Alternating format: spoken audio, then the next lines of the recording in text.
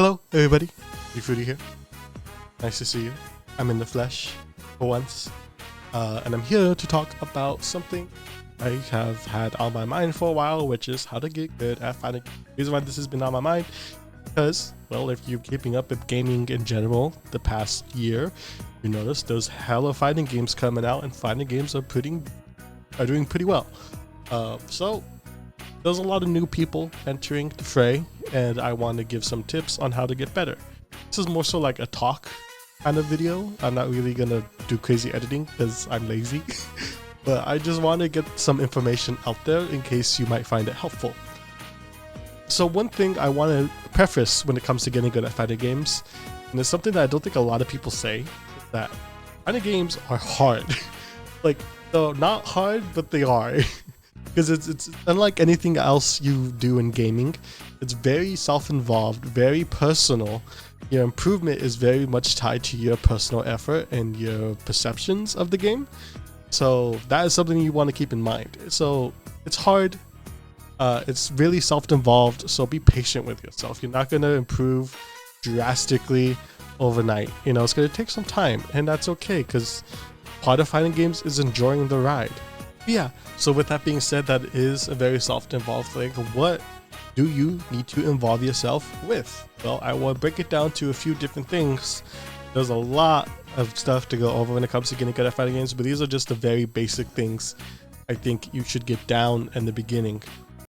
First off, probably, I'm going to say most important, but this is really dang important, is becoming intentional with what you do.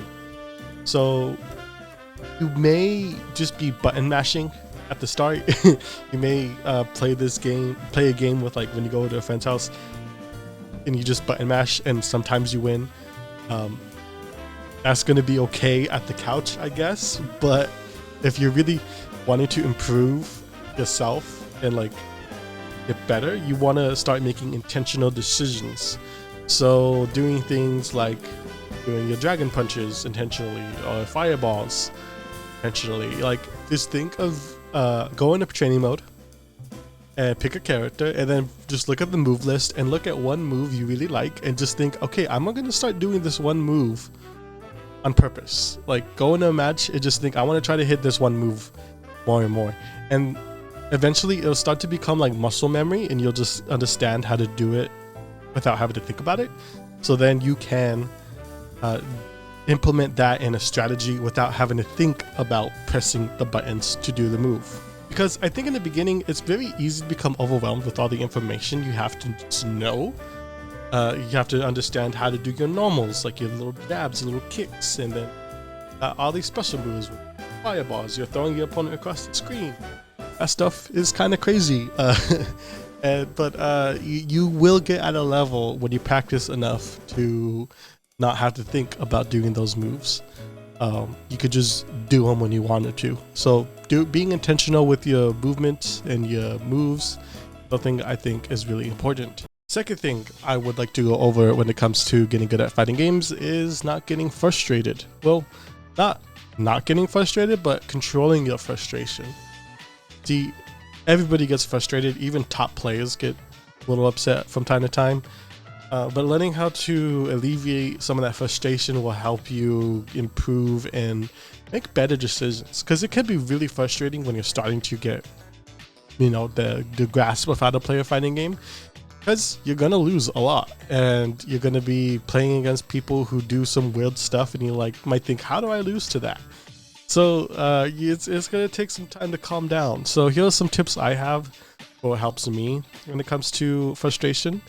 One thing is, of course, recognizing that you're frustrated. Sometimes it's easy just to move in with the emotional momentum of just getting pissed and just expressing that.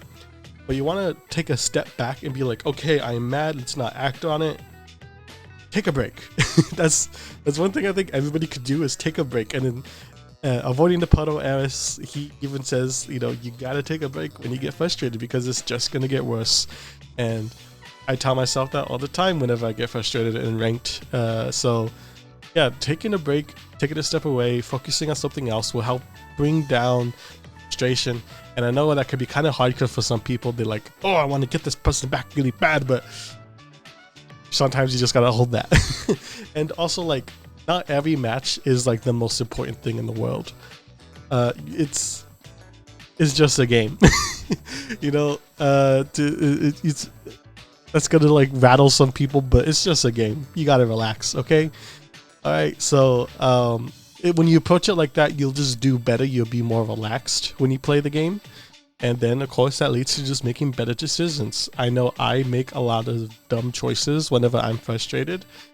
I play a lot more aggressively. I'm much more open to getting counter hit and stuff like that. So another thing to do to alleviate frustration is hitting up practice mode. If you got hit by some whack-ass mix-up, go to practice mode and recreate that mix-up, and then you'll learn how to deal with it. I remember my friends host tournaments just amongst ourselves in a little group. And there was in grad finals for Street Fighter 6, I was getting hit by some stuff that like I had never really interacted with before. So afterwards, I hit up training mode and I learned how to deal with it, and now I'm ready for the next one. So yeah, just that this helps you from getting frustrated at the same thing over and over again in case you interact with it again. And especially if this is like somebody you're playing with often, like a friend, and they have some strategy that always gets you, and you want to learn how to like deal with it. So you just hit up training mode, recreate it, and practice different options. So the third thing I think is important when it comes to getting good at fighting games in the beginning is assessing your own strengths and weaknesses. I think this is one of the things that really makes separates the good players from the great players, is the natural ability to assess what strategies are strong and which ones aren't. But why is assessing your strengths and weaknesses a good thing? Well, it helps you understand like what options are stronger in what situations. Like if you think for yourself, oh, I'm really good at anti-airs, that's like something you don't even really have to think about too often, so you could start to focus on other strategies, like how to apply pressure in neutral, what buttons are good for that, what things are safe in neutral, stuff like that. Just understanding like what you're good at and what you need to improve on, it really helps like fill in the gaps of your strategies. And at low level, it can be really difficult to tell what is really effective and what isn't, because when you're playing against other low level opponents, they're also learning the game too, so something that isn't very strong will probably work on them. Example of this is just doing sweeps in Street Fighter 6 all day.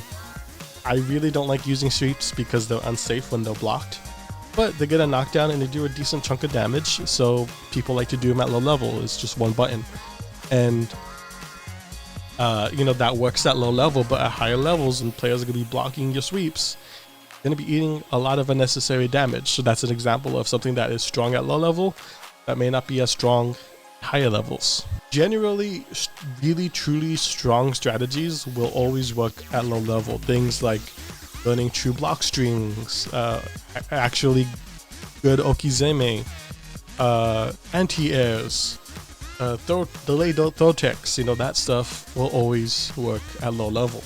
I want to encourage you, get out there and practice. I've given you some tips and things to keep in mind. There are a lot of good resources online about like how to get good at fighting games. This is just me giving you some, you know, information about stuff to keep in mind. There is a lot of physical parts of playing fighting games. You got to be dexterous with your fingers or your mouth, depending on whatever you play with. Shout outs to Broly Legs. So, you know, it takes some physical dexterity for sure, but it's, I would say 90% a mental game. If you aren't mentally ready for situations, if you don't have the information to deal with situations, you're gonna have a hard time succeeding. So just keeping things in mind that like, take your time, it's a very involved game. A game genre, excuse me. You gotta be intentional to what you do. You gotta make intentional decisions based on, you know, what you're doing. It's like, this is more than just thinking about doing fireballs, but it's also thinking about when to do the fireballs. You gotta keep your cool to make sure you don't get frustrated, because then that'll keep you from making better decisions if you're frustrated. So taking a step back when you need to refresh yourself will help in the long run. And also learning how to assess your own strengths and weaknesses will help you a lot. So, did I even go over how to do that? I don't think I did. Oh yeah, to set practice mode. This whole video is just basically go to practice mode. That's how you get good at fighting games. That's this whole video. Yeah, but there are a lot of resources online, and I like to try to help my friends get better at fighting games. They come to me for a lot of questions sometimes, and sometimes they have questions about things I didn't even think about. So I'm like, oh, I also have a lot to learn. But yeah, so I made this video hoping this sort of information helps reframe some people's headspaces. Now, maybe you're frustrated. Maybe you think, oh, I'm trash at the game. I keep losing to my friends. I keep losing in ranked. I'm still like in bronze or whatever. Even in bronze or whatever. So it's like, take your time. Take it one step at a time, and you'll improve. Definitely. Just be intentional with how you do things, but also, like, again, don't get frustrated. And assess, like, what did I do that didn't work? What did I do that worked? You know, so it's a process. It takes a while.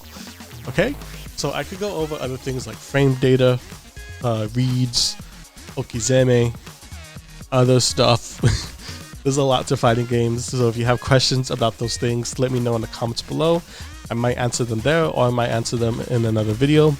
If you enjoyed this talk, you know, leave a like, subscribe.